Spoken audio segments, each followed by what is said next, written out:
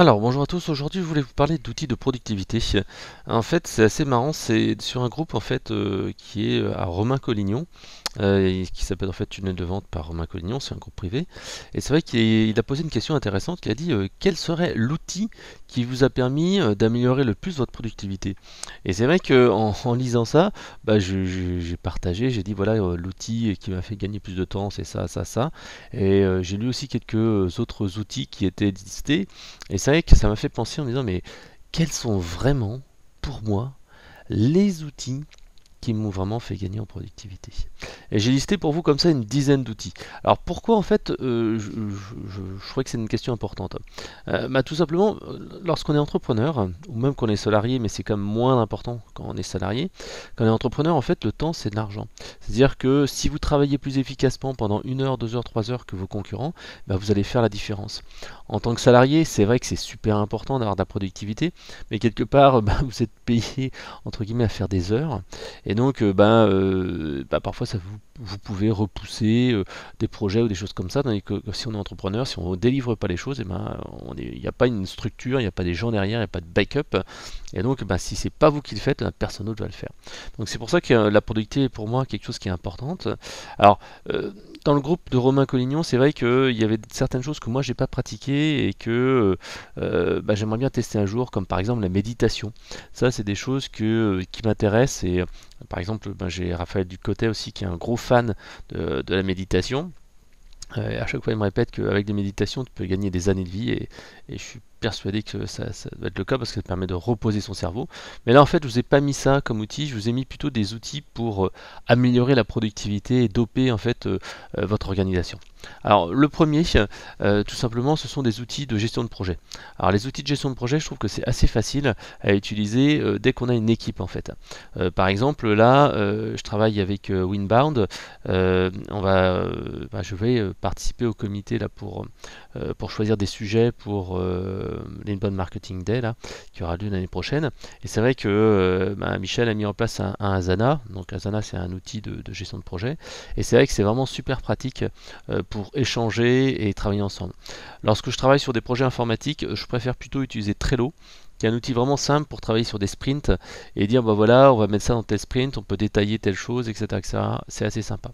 À titre perso, j'ai utilisé également Rike, qui est un outil qui permet d'améliorer sa productivité puisqu'en fait on va pouvoir gérer son planning, sa to-do, etc., etc. Même à titre personnel, quand vous avez pas mal de choses à faire, c'est assez sympa d'avoir ça parce que vous allez pouvoir ne rien oublier.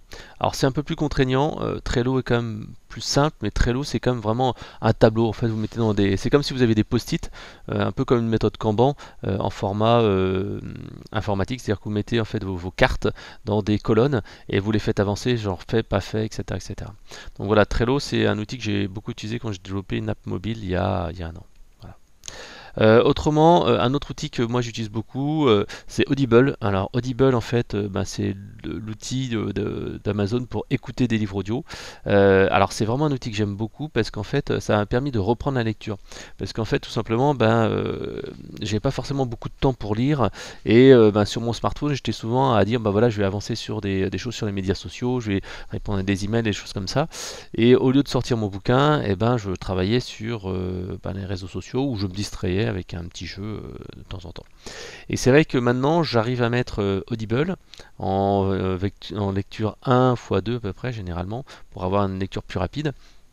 Et en fait, comme ça, j'ai réussi à découvrir de nouveaux livres que je n'aurais jamais lus auparavant. Un peu comme le podcast que je fais, c'est un moyen de pouvoir accéder rapidement à des données, à des informations, à des conseils, sans y passer trop de temps lorsque j'ai un petit peu de temps libre. Alors, je vous dis pas que j'écoute tous les jours Audible ou des webinars. En fait, j'écoute aussi beaucoup de webinars, de formations vidéo en audio, parce que je trouve que c'est assez sympa de pouvoir écouter ça un petit peu en bruit de fond. Et dès qu'il y a quelque chose d'intéressant, tac, on revient en arrière, on réécoute. Alors, écouter en audio, ça ne sera jamais aussi efficace que de lire un livre, ça je préfère vous prévenir. Donc le livre n'est pas mort, loin de là, mais en fait, ça permet comme ça d'avoir un premier impact, un premier sujet. Par exemple, j'ai écouté Ne coupez pas la poire en deux, c'est un livre de Chris Voss qui est très intéressant sur la négociation. Je l'ai écouté, je pense, 2 fois ou 3 fois. J'ai retenu quelques petits trucs, mais pourtant ça n'a jamais été aussi puissant qu'une lecture. Vous me dirais tiens quelles sont les idées fortes, j'arriverai à retirer deux trois idées, tandis que si j'avais lu le bouquin et fait un résumé, souvent je fais un résumé en fait, je prends des notes sur mon smartphone et j'ai les informations hyper intéressantes là-dessus, d'ailleurs j'y reviendrai juste après, et c'est quand même moins fort mais ça permet quand même d'avoir pas mal de choses. Donc justement la suite logique, c'est quand on écoute comme ça des choses sur mobile ou même sur PC, c'est intéressant de prendre des notes et c'est pour ça que j'utilise OneNote, donc dans Office 365. Alors si vous voulez, vous pouvez utiliser également Google Keep ou Evernote ou Beer.app sur Mac. Ça permet vraiment de centraliser toutes vos informations, toutes vos données, parce que ça fonctionne à la fois sur PC, mais ça fonctionne également sur mobile. Et c'est vrai que moi j'utilise pour ma to-do, par exemple, tiens, je me dis, qu'est-ce que je vais faire ce soir, qu'est-ce que je vais faire ce week-end, et c'est vraiment un gain de temps, parce que parfois, et ça m'arrive souvent, de rentrer le soir, ou le week-end, quand je dis je vais bosser un peu sur mon blog, et je commence un petit peu par lire mes emails, et puis après, selon l'inspiration, je fais des choses. Sauf qu'en fait, c'est pas efficace parce que au lieu de me mettre sur les priorités que j'ai définies dans mon OneNote, et en fait je commence à faire autre chose, j'écris un article, je réponds à des mails et en fait je me focus pas sur la priorité. Tandis que quand j'écris sur mon OneNote et que je suis ça, je me dis ah putain Fred, tu dois faire ça en priorité et tu commences par ça et bam ça donne de l'efficacité et tout de suite on se dit bon moi j'ai fait quelque chose, j'ai avancé sur mes projets. Ça c'est vraiment important et ce que je vous conseille de faire c'est vraiment ça. OneNote, je trouve que c'est vraiment un excellent outil. Donc là encore une fois, c'est Raphaël Ducotet qui me l'a fait découvrir avec toutes les possibilités. C'est vraiment un très très bon outil et ça va permettre donc de créer différents cahiers avec des cahiers, c'est des carnets de notes et différentes pages et tout ça. Je mets toutes mes to-do list et toutes mes trouvailles et tout ça. C'est vraiment très intéressant. Notre point en fait c'est mon assistante virtuelle, donc Sabrina, dont je parle assez régulièrement. C'est vrai que Sabrina me fait économiser je pense au moins 1 heure par jour, parce qu'en fait elle gère un petit peu la partie administrative, création de compte, préparation de certains trucs et tout ça. Et donc c'est vraiment du gain de temps. Alors c'est 5 euros de l'heure minimum, mais c'est vraiment quelque chose qui va vous sécuriser et qui va vous permettre d'être un peu plus cool. Et c'est un premier pas vers la sous-traitance et la création d'une équipe. Alors moi j'ai encore un peu de mal, j'ai pas réussi à passer vraiment le pas. La création de contenu pour moi c'est quelque chose quand même qui est au cœur de mon business et ce que j'adore faire. Mais je désespère pas un jour de trouver quelqu'un qui va pouvoir rédiger à ma place des articles. Mais bon, j'ai au bout de 3 ans à essayer de trouver un rédacteur en essayant plusieurs, j'ai fait le constat que c'est pas possible de trouver un rédacteur qui sera aussi entre guillemets aussi bon que moi. Alors je pense que c'est pas le mot. En fait, trouver un rédacteur qui soit à la hauteur des ambitions que j'ai. C'est-à-dire que quand je veux un article super, je veux pas juste un article moyen. Voilà. Donc vous pouvez trouver des assistants virtuels sur Fiverr.com, 5euros.com ou Malte, sachant que bien sûr il faut en tester plusieurs avant d'avoir le bon. Un autre outil qui me fait gagner du temps, c'est tous les outils d'automatisation pour automatiser des tâches. Alors bien sûr, il y a Zapier, IFTT, Phantom Buster. Zapier me sert pas mal pour tout simplement quand j'ai créé un lead via un formulaire, automatiquement il est créé dans Salesforce ou des choses comme ça. Donc c'est vraiment des outils très très très très sympa. Phantom Buster étant un outil très bien. J'ai parlé dans des outils de productivité, les emailing. Donc en fait moi j'utilise GetResponse, mais également ActiveCampaign qui est vraiment un bon outil. J'ai fait un top 11 des meilleures solutions d'emailing. Donc moi ce que je vous recommande c'est d'avoir une solution d'autorépondeur évoluée, par exemple ActiveCampaign ou GetResponse, et en complément de ça d'avoir une solution d'emailing low cost, c'est-à-dire qui ne facture qu'à l'envoi de messages. Et pour ça en fait moi je recommande plutôt Sendinblue qui est beaucoup moins cher. Pour 49 euros je crois qu'on peut envoyer je sais plus si c'est 100 000 emails ou un truc comme ça. Donc vous réservez pour votre liste chaude GetResponse, ActiveCampaign ou un autre, ou Mailchimp pourquoi pas, et vous utilisez Sendinblue ou un autre pour faire des envois un peu plus sur les listes un peu froides. Alors autrement, il y a un truc qui est vraiment important, c'est être focus. Alors moi, depuis déjà un petit moment, j'essaie d'utiliser deux choses. Un, c'est commencer par le plus dur. C'est-à-dire que la motivation est quelque chose qui est vraiment très limité et vous vous rendrez compte assez facilement quand vous avez beaucoup de projets, comme moi actuellement, j'ai vraiment beaucoup de choses à faire.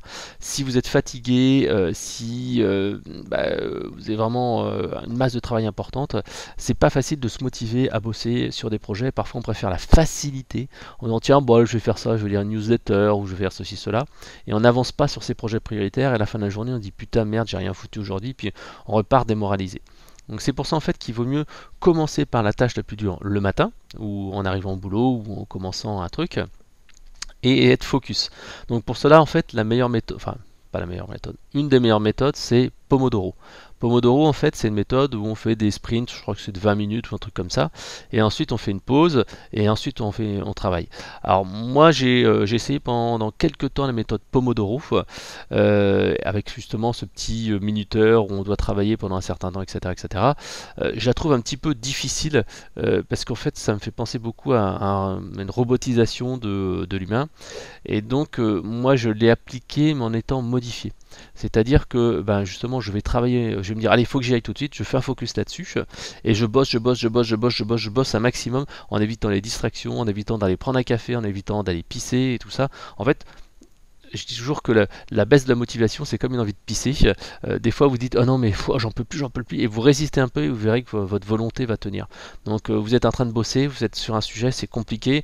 Vous avez quasiment qu'une hâte, c'est que vous ayez un email ou qu'un collègue vienne vous voir, qui vous délivre en fait de votre problème ou de votre tâche. Donc en fait c'est ça souvent le souci. Donc en fait ce qu'il faut faire au contraire, c'est dire allez, je tiens encore 2 secondes de plus et je me retiens de vouloir prendre un café, d'aller sur mes médias sociaux et j'avance en fait et je fais encore comme ça un nouveau sprint.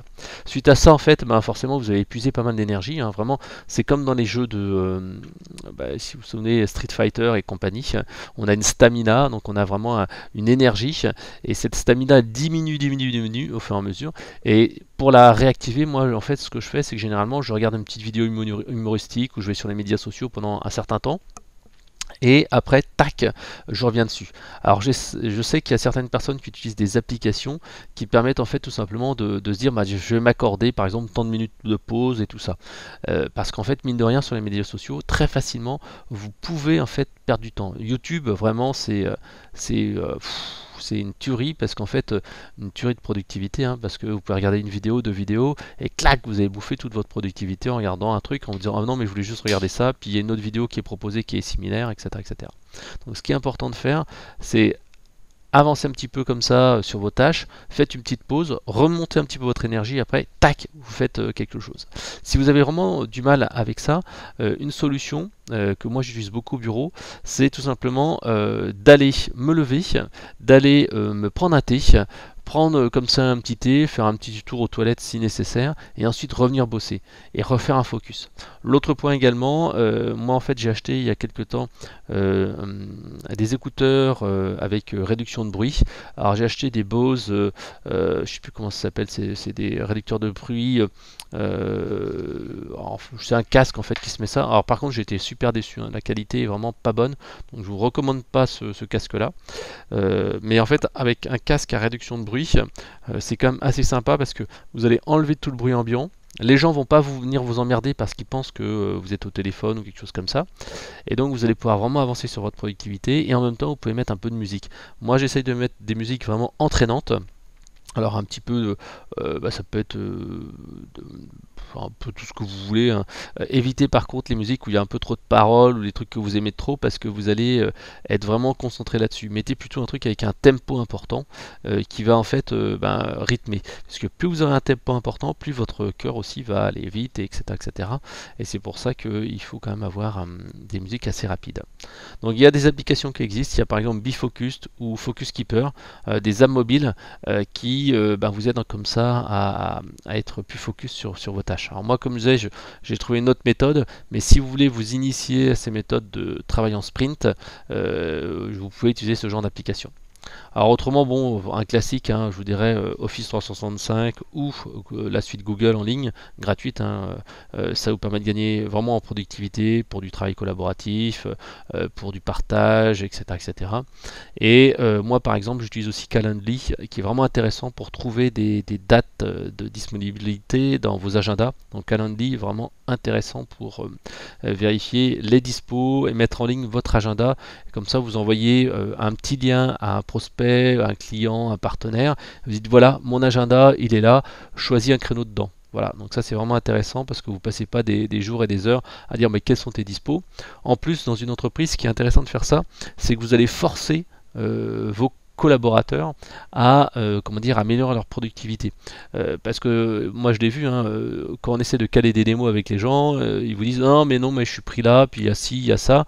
En fait, ils se réservent des gros créneaux.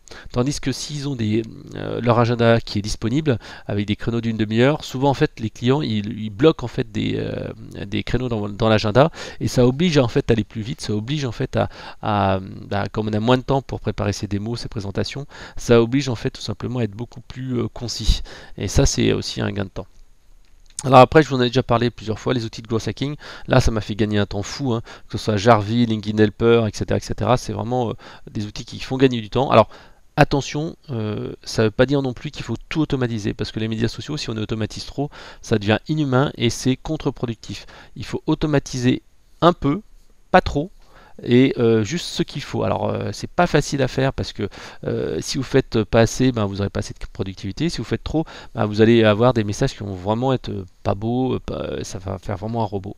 Donc moi généralement que je préconise, c'est d'avoir une première prise de contact en automatique et ensuite automatiquement être en manuel. Voilà. Une dernière application que je vous recommande, c'est Respirelax. Respirelax, c'est vraiment une petite app mobile gratuite qui a été faite par les termes d'Avelard. C'est une application qui permet de réduire son stress. Moi, en fait, j'utilise des fois quand j'arrive pas à dormir le soir ou quand j'ai passé une journée un peu dure et je suis dans les transports et je me reposer un peu. En fait, cette application-là fonctionne sous le principe de la synchronisation cardiaque. C'est-à-dire que pendant 5 minutes, vous allez en fait synchroniser votre rythme cardiaque avec votre respiration. Et mine de rien, ça permet de se détendre et se relâcher. Et c'est vraiment assez étonnant, d'effet. Alors, c'est pas de la méditation, mais je pense qu'on s'en rapproche un peu. C'est super efficace et ça permet comme ça d'être un peu plus cool. Donc si vous avez un petit peu de mal des fois à dormir la nuit, moi je fais l'exercice. Maintenant je n'ai plus besoin de l'application. Mais avant, je l'utilisais comme ça le soir. J'avais dans le lit, j'avais les écouteurs. Il y a une petite musique et puis il y a en fait une bulle qui monte et qui descend. Il faut respirer au rythme de cette bulle. Et maintenant j'ai plus besoin de le faire. Je le fais comme ça tout seul. Je me prépare à respirer, j'inspire, je respire, etc., etc. Et finalement, hop, ça me calme, ça me détend, et puis après, je m'endors beaucoup plus facilement. Voilà. Donc ça, c'était mon top 10 en fait des applications ou des outils pour améliorer ma productivité. Je serais bien curieux de savoir quels sont pour vous les outils. Alors déjà, est-ce qu'il y a certains de ces outils que vous auriez mis aussi dans votre top? Et est-ce qu'il y en a d'autres qui ont vraiment changé votre vie et vous dites waouh, cet outil-là, il m'a vraiment aidé à gagner en productivité de manière vraiment exceptionnelle. Je serais vraiment curieux de savoir ce que vous en pensez de mes outils à moi. Est-ce que vous utilisez ou pas? Et quels sont l'outil, allez on va dire, quel est l'outil numéro un que vous avez utilisé et qui vous a vraiment fait gagner en productivité et en efficacité? Alors ça ne veut pas dire faire plus de choses, ça peut-être veut dire aussi faire mieux les choses. Comme je disais, la méditation, je serais bien curieux de savoir si certains d'entre vous ont essayé et qu'est-ce qu'ils en pensent. Allez, je vous laisse regarder ça tranquillement et me mettre ça dans les commentaires. Autrement, si vous voulez regarder l'article avec les noms des produits, vous tapez sur Conseil Marketing 10 outils pour doper votre productivité dès demain en tant qu'entrepreneur, ou vous tapez dans Google 10 outils pour doper votre productivité dès demain en tant qu'entrepreneur, et là vous arriverez sur Conseil Marketing et vous aurez cette fameuse liste. Allez, à bientôt, ciao.